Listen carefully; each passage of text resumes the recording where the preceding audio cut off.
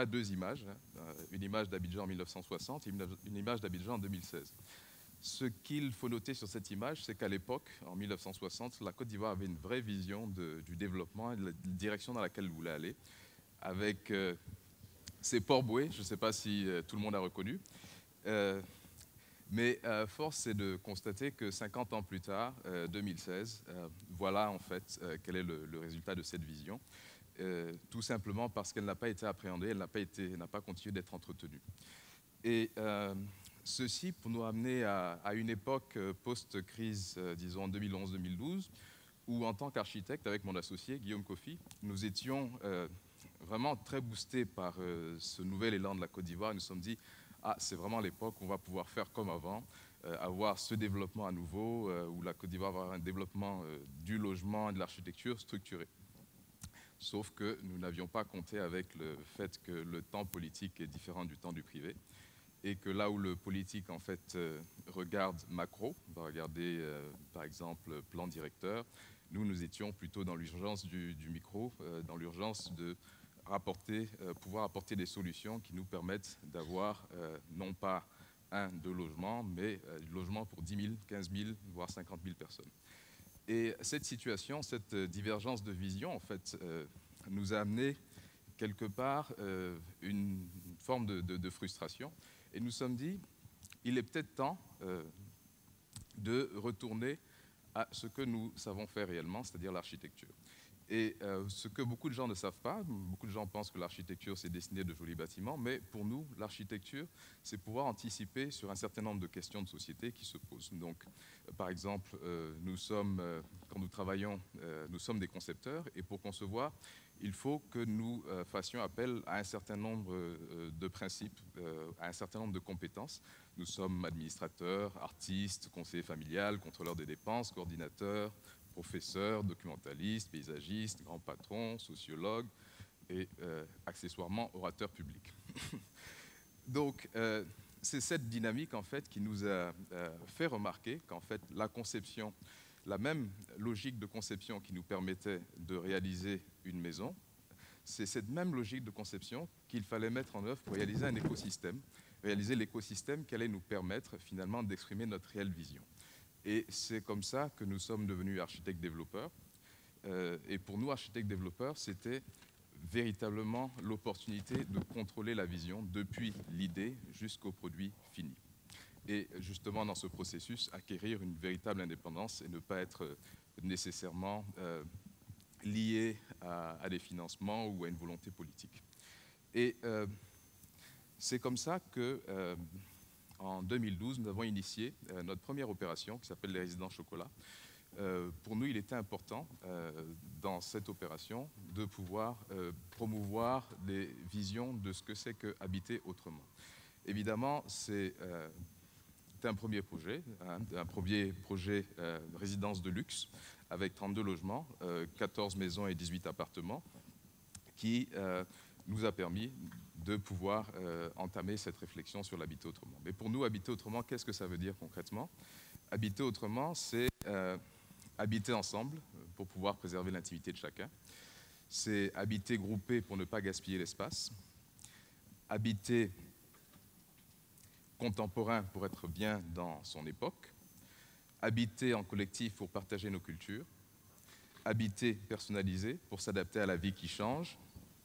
Et habiter plus haut pour stopper l'étalement urbain, surtout dans une ville comme Abidjan, habiter durable pour économiser l'énergie et habiter écologique pour préserver la planète. Mais évidemment, il fallait mettre en œuvre toutes ces belles idées et nous avons commencé en fait par ce qui est le cœur de notre métier, donc l'architecture et l'idée de l'architecture. Donc nous avons commencé avec un principe qui nous est cher, c'est la densification. Abidjan est une ville qui s'étale et s'étale à perte de vue. Et dans un contexte tel, il est difficile d'amener de l'électricité, de l'eau, de gérer les déchets, de gérer la circulation, d'éviter les embouteillages quand on s'étale. Et donc pour nous, il était important, dans un premier projet de luxe, de créer une forme d'émulation. Si par exemple, vous avez de l'habitat de luxe qui se déploie sur 400 mètres carrés, évidemment, l'habitat, on va dire, l'habitat, disons pas de luxe, mais celui qui vient ensuite, ne va pas vous demander plus de 400 mètres carrés. Donc il était important de créer une forme d'émulation. Et donc vous voyez ici en fait notre projet, le projet Chocolat au milieu, qui est relativement dense par rapport à l'environnement dans lequel il se situe, qui est jusqu'aujourd'hui encore quand même relativement vide. Vous avez par exemple dans ces quartiers des gens qui ont l'habitude de vivre sur des terrains de 2000 mètres carrés. Alors il était important pour nous de montrer qu'il y avait une alternative à ces modes de vie-là. Alors, au-delà de l'habiter dense, il y a aussi la façon d'habiter, donc l'habiter durable. Pour nous, il était important, par exemple, dans ce projet, de pouvoir introduire des choses comme le double vitrage pour isoler en fait, les espaces et diminuer les consommations d'énergie. Il était important d'avoir des astuces qui nous permettaient de créer des ventilations naturelles à l'intérieur des espaces. Et il était aussi important, dans un pays comme la Côte d'Ivoire, de pouvoir créer un microclimat par l'utilisation de la végétation qui existe et qui est gratuite pour tout le monde, dans les principes d'habitat que nous allions créer. Et aussi, au-delà de ces principes de durabilité, nous avons utilisé une astuce ici qui nous a permis en fait d'éviter d'avoir des voitures à l'intérieur de la concession et de les mettre toutes en sous-sol avec une liaison directe vers les espaces privés. Au-delà en fait, de cette liaison directe, c'était pour pouvoir récupérer un espace important dans la concession qui allait servir à l'ensemble de la concession. Donc, on ne va plus être effectivement dans une consommation personnelle de l'espace, mais on va mutualiser l'espace pour pouvoir tous ensemble bénéficier d'espaces plus grands, d'espaces plus verts et d'espaces plus agréables. Alors, évidemment, utiliser les espaces communs nous amène à mutualiser les choses, et dans la mutualisation, il y a ce principe d'utiliser les choses en commun, mais également de mutualiser les besoins. Donc, par exemple, ça va être un groupe électrogène pour l'ensemble de la concession. Ça va être également un seul gardiennage et une seule sécurité pour l'ensemble de la concession. Ça va être un jardinier pour tout le monde. Ça va être l'utilisation des espaces communs ensemble. Et tout ceci, en fait, nous avons réalisé, permet de faire des économies intéressantes. C'est-à-dire, par exemple, si vous vivez dans une concession où tout est mutualisé, vous n'avez pas besoin d'avoir votre propre jardinier, votre propre gardien. Et donc, du coup, quand on fait un cumul et qu'on regarde vos charges en fin de mois, ben c'est bien plus avantageux que d'avoir chacun son propre jardinier ou gardien, etc. Donc, aussi, ça nous permet de revenir à une idée qui a été perdue dans Abidjan, une idée qu'il faut recommencer à penser les espaces ensemble, à vivre ensemble, à pouvoir se connaître en tant que voisins, plutôt que vivre chacun derrière son mur. Alors, comment est-ce que nous avons pu mettre ce rêve finalement en forme? Évidemment, c'est bien beau d'avoir l'idée, mais si vous n'avez pas d'argent, vous ne pouvez rien faire. Alors, nous avions eu la chance à l'époque, en 2006, de pouvoir acquérir une parcelle de foncier à la Riviera Golfe. À l'époque, ça coûtait très peu cher, c'était 20 000 francs vendus par la GESF, 20 000 francs de mètre carré. Et au moment où nous commencions l'opération, cette valeur avait été multipliée par 6. Donc, si vous arrivez avec un terrain qui vaut quand même quelque chose vers le banquier, il va vous écouter plus que si vous n'avez rien. Et l'autre paramètre que nous avons décidé d'utiliser, c'est d'utiliser la vente en état futur d'achèvement. Au début, quand nous sommes allés vers les banquiers, personne n'y croyait. Tout le monde trouvait que c'était un projet ambitieux, mais pas réalisable, jusqu'au moment où on décide d'utiliser des mécanismes de la VFA, de la vente en état futur d'achèvement, pour mettre le principe suivant en place. Qu'est-ce que nous avons fait? Nous avons demandé aux banques d'emprunter uniquement la moitié du besoin en financement, justement pour limiter les risques. Et avec cette moitié de financement, nous allions commencer le chantier. Et le chantier a permis de booster la commercialisation. Donc, ce qui fait qu'en cours de chantier, nous avons pu commercialiser suffisamment pour pouvoir finalement combler le besoin en financement. Donc, une fois que nous avons résolu notre problème de financement, il fallait construire. Mais construire comment? Nous qui estimons que le véritable avantage de l'architecte qui devient développeur, c'est le contrôle de toute la chaîne, il fallait que nous-mêmes nous construisions. Et comment est-ce que nous avons fait? Nous avons décidé de fédérer un certain nombre de jeunes entreprises avec lesquelles nous travaillons, jeunes entreprises ivoiriennes, et pour pouvoir mettre en œuvre notre vision. Et dans cette vision, il fallait contrôler les coûts, premièrement, parce que quand vous êtes architecte simple, effectivement, c'est le client qui paye. Mais si vous êtes architecte développeur, c'est à vous de contrôler les coûts pour que votre opération soit viable. Et donc, c'est ce que nous avons fait, mais il fallait également contrôler la qualité. Pourquoi? Parce que nous avions une image très nette de ce que nous voulions, et il fallait que le résultat final soit conforme à cette image-là. Et le fait d'avoir construit, en fait, nous a permis de fédérer un certain nombre de compétences locales. Et nous avons été très surpris, très agréablement surpris, de se rendre compte qu'en fait, nous avons réussi à faire cette opération avec des entreprises, des jeunes petites entreprises 100% ivoiriennes. Et pour nous, ça, c'était véritablement un succès. Mais une fois que vous avez effectivement commencé à construire, il faut vendre. Et comment est-ce que vous vendez une maison de luxe sur 400 mètres carrés, alors que la norme, en fait, c'est d'avoir une maison qui, pour un prix équivalent sur un terrain de 1200, 1500 mètres carrés. Mais nous avons décidé qu'en fait, nous ne vendions pas des mètres carrés et que nous vendions plutôt une qualité architecturale. Donc, avec le temps que nous avons passé à développer ces produits, c'est un produit dont la conception a pris plus de 2 ans. Nous nous sommes appuyés également sur la qualité des espaces. Certes, le terrain est petit, mais quelle qualité architecturale on donne? Qu'est-ce qu'on peut avoir comme type d'espace qui, finalement, donnera envie à la personne qui vient acheter? Nous avons aussi tablé sur la consommation d'énergie. Comment faire en sorte que nos logements consomment moins que la plupart des logements, en ayant une climatisation performante, en mettant des équipements électroménagers de basse consommation et en ayant une température à l'intérieur qui évite la climatisation. Et c'est ainsi que nous arrivons aujourd'hui à avoir des factures qui sont bien en dessous des factures autrement qu'on aurait dans la vie. Et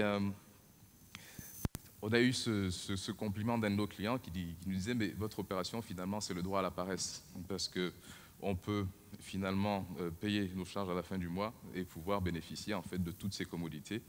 Il a fallu effectivement que nous allions au-delà de notre prérogative et mettre en place un syndic, tout simplement pour s'assurer que le produit, une fois qu'on l'aurait livré, pourrait continuer de vivre et bien. » Alors évidemment, fort de ce succès qui nous a boosté, on était tout contents, mais une espèce de satisfaction en demi-teinte, parce qu'on se dit, mais finalement, on a produit 32 logements de luxe dans une ville qui a besoin plutôt de 32 000 logements économiques par an.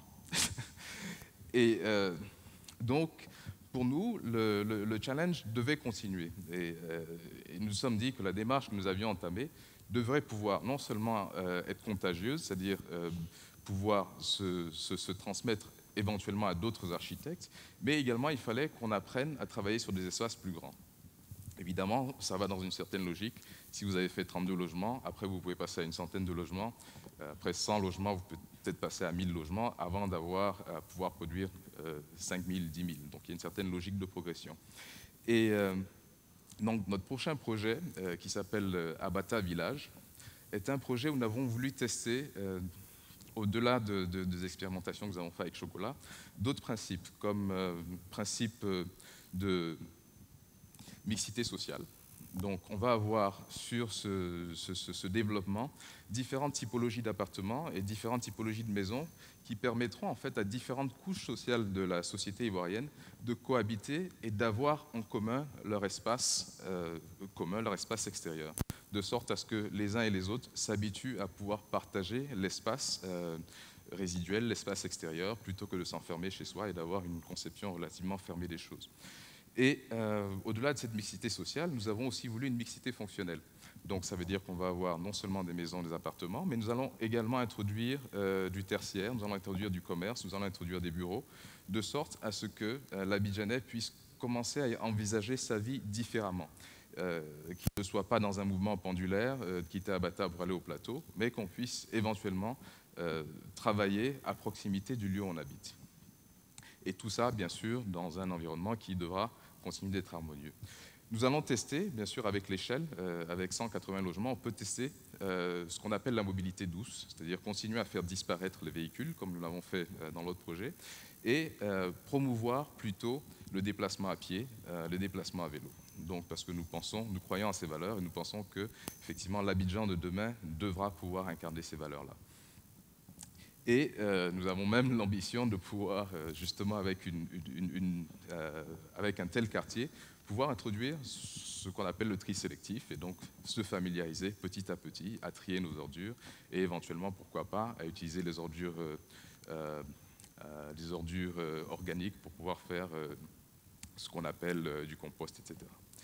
Alors, donc, tout ceci, en fait, pour nous montrer qu'il est possible, en fait, de faire des choses une fois que l'on commence à réfléchir, à penser avec une certaine dose d'innovation par derrière.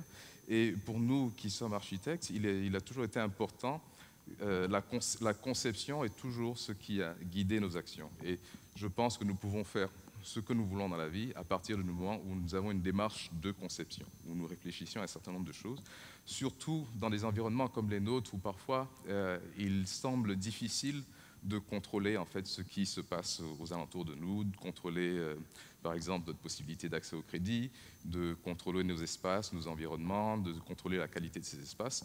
Et ça me ramenait un petit peu à une phrase que mon père m'a dite un jour, à l'époque où on était en pleine crise en Côte d'Ivoire et je me plaignais un peu de l'attitude de nos dirigeants politiques. Il m'a dit, tu sais mon fils, il ne faut jamais te préoccuper de ce que tu ne contrôles pas. Et quelque part, cette phrase, j'ai envie de la redire en fait à la sauce de Réinventons nos codes. Et pour moi, c'est de dire, il faut au contraire que nous nous préoccupions des choses que nous contrôlons. Et c'est ça, en fait, pour moi, qui est le premier pas, en fait, quand il s'agit de réinventer les codes. Merci.